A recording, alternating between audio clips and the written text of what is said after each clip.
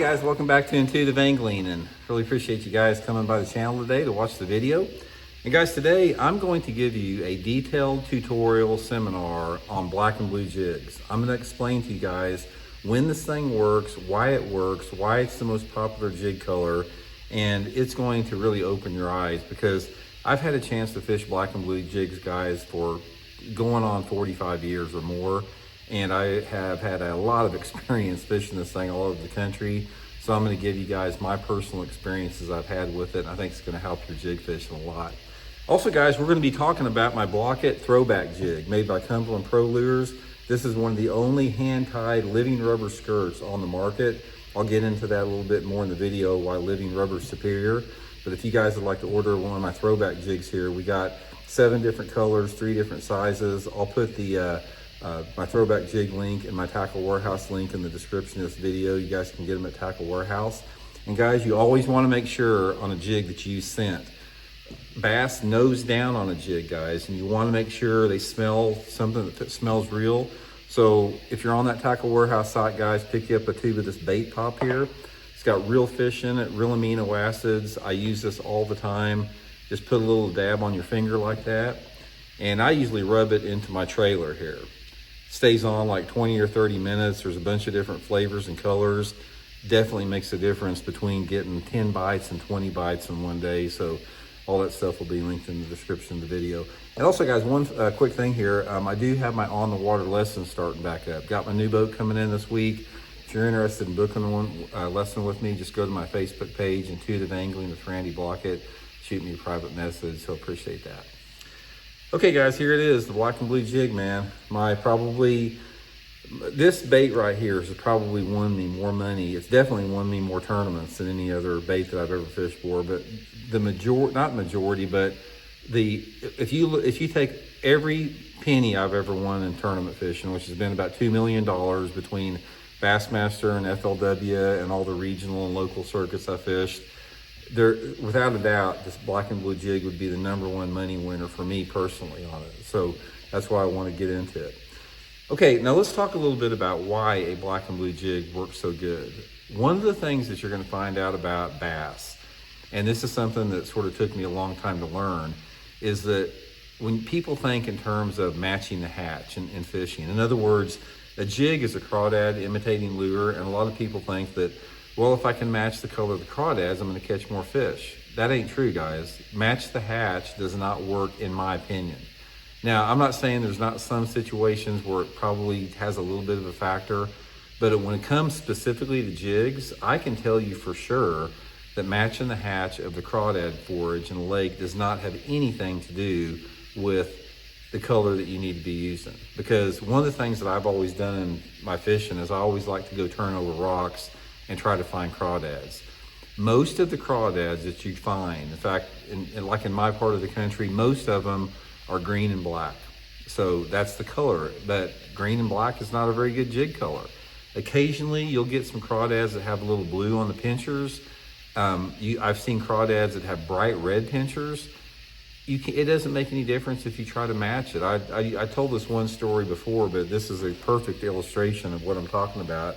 I was practicing for the U.S. Open at Lake Mead about 7 or 8 years ago, and every bass I caught, literally every bass I caught, they were feeding on crawdads, and they had crawdads sticking out of their gullet, and all of them had these bright red pinchers on the crawdads. And I was using like a finesse worm, which was nothing like a crawdad, so I said, I'm going to put me on a jig, and I'm going to dye the pinchers red on it. I'm going to win this tournament. So I sat down, I made me up a jig, I dyed the pinchers bright red, just like the ones in the mouth. I couldn't get a bite on it. I never got one single bite on it, and I'd pick up a green pumpkin worm and catch them, and they'd still have the crawdad pinchers sticking out of it. So when you don't think in terms of like a black and blue jig is going to resemble a crawdad that's got black and blue in it, because it's not. Here is when a black and blue jig excels by far the best. I'm going to give you guys a complete detailed breakdown of this. It's a combination of light intensity and water clarity, and a little bit of the time of year. There is a window that a black and blue jig, specifically matched with different trailers, are going to work the best. A black and blue jig like this with a blue trailer on it, a solid blue trailer on it, This is going to be your water visibility window for this black and blue jig with the blue trailer is going to be about 12 to 15 inches of clarity. If you've got about 12 to 15 inches of clarity, about like this or so in the water, this is perfect for a black and blue jig with a blue trailer. If you have water visibility about 8 to 12 inches, which you're only talking about a 3 to 4 inch clarity difference, a black and blue jig with a black trailer on it is going to be more productive. So there's two trailers that I use on a black and blue skirted jig, and that's a solid black trailer and a solid blue trailer. So the water visibility window between those two trailers are going to be about 6 to 8 to maybe 15 inches of visibility. That's the number one with it. The next thing with it is a black and blue jig will work really good in a variety of different, sky conditions as far as light intensities, but it works the best if you have this type of water visibility with a partly cloudy day where you're targeting shade. Now this is critical with it. So let's say, for example, you've got 12 inches of visibility, it's a partly cloudy day out, and you're pitching into the shade of a boat dock or the shade of a laydown tree or whatever. This is a perfect scenario with that. If it is rainy, like say for example, if it's dark, it's really, really cloudy, heavy overcast, in the same type of situation, then I'll usually go to like a black and chartreuse jig, not the black and blue.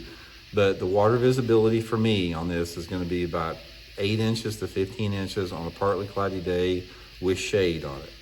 Okay, there's other times of the year has a big impact on it too. Now there's specific times of the year that a black and blue jig is going to be really good. That doesn't make a lot of sense a lot of times. If I'm fishing in the springtime of the year, say for example, when that water temperature is anywhere between 45 to say, I don't know, upper 60s like that, I do not like a black and blue jig that much. Normally during that situation, I'm using some type of a brown and orange, especially during the pre-spawn, black and chartreuse a little bit maybe. But for me, the water temperature correlation with the black and blue jig is when I start using it, when that water temperature starts getting over 70 degrees. 70 to 90 degree water temperature, which is usually like between May and August, is when I catch a lot of bass on a black and blue jig. The best month for me on a black and blue jig is the month of May. Post-spawn situation, water temperature in the 70s, I catch a lot of fish on black and blue, especially if you got some type of flooded cover. And then again, there's another window, like in July and August, when that water temperature gets really hot. Say for example, it's dog days of summer, water temperature is 85 degrees, and you got some dirty, shallow water cover. That's another time I like a black and blue jig. Springtime and fall time of the year, you don't get me wrong, you can catch them on a black and blue jig 12 months out of the year. But for me, the springtime and the fall time of the year, I like my browns more. Brown and oranges, brown and blues, brown and purples, black and chartreuse. I personally have just seen that window, what I just talked about with the black and blue on there. It is a color that will definitely catch bigger fish. I mean, one of the things you're going to find out about a dark jig like black and blue is that it produces about half a pound bigger fish than any other color, especially green pumpkin or brown. Now, while I say that, I just gave you the ideal scenarios as far as the time I like to fish it. But one thing that you have got to keep in mind is every single bass is unique to itself. And sometimes there are windows throughout the entire year that they like a black and blue better than any other color. I almost won a Bassmaster Top 100 tournament at Lake Hickory in Tennessee. I led it the first day of the tournament with 20 pounds, fishing a black and blue jig in water visibility that was clearer than I normally do it, and it was fall time. It was a fall situation, and that in that particular time when I had that 20-pound bag on there, I was just going through jig colors because I wanted to catch them on a jig, and I had 6 or 7 different jig colors out there.